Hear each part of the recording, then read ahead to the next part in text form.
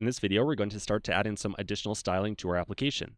Rather than writing out a lot of CSS from scratch, we're going to instead use a third-party CSS library to handle a lot of styling for us inside this course.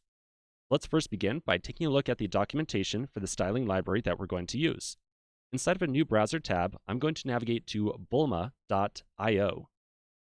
Bulma.io is a free styling library. This is very similar to the Material CSS project or the Bootstrap CSS project, if you are familiar with those at all. There's effectively no big difference between Bulma and, say, Bootstrap. They're just different styling libraries. I just decided to use Bulma inside this course because I think it naturally looks pretty nice, and because Bootstrap is kind of overused in tutorials in general. So I figured, hey, let's use something else.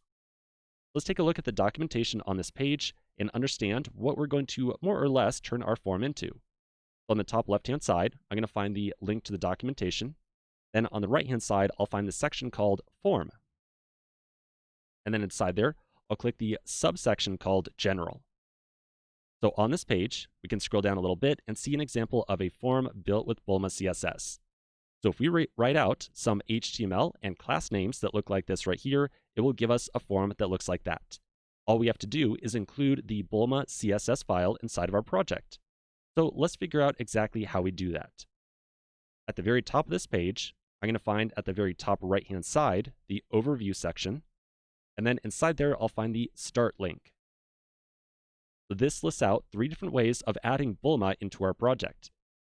The recommended way is to install Bulma using npm, or the Node Package Manager. So that is, of course, is what we are going to do inside of our project.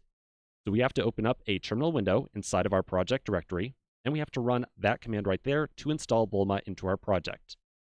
Let's do that right now. I'm going to go over to my terminal. I'm going to open up a second terminal window. So I've now got 2 terminal windows open. I've got the original one that is running my Angular development server, and this new one that I just created. Inside of my new terminal window, I'm going to make sure that I'm inside of my PW directory. I have to be inside of my project directory to install Bulma. Once I'm inside there, I will then run npm install Bulma.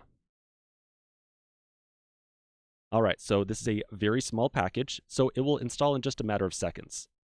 Okay, so that looks good, all installed. I'm now going to flip back over to my application inside the browser.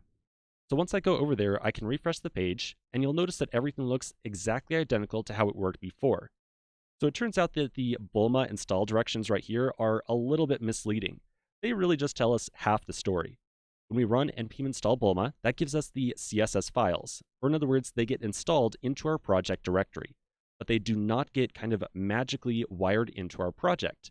Instead, it is up to you and I to figure out how to include those installed CSS files with our Angular code.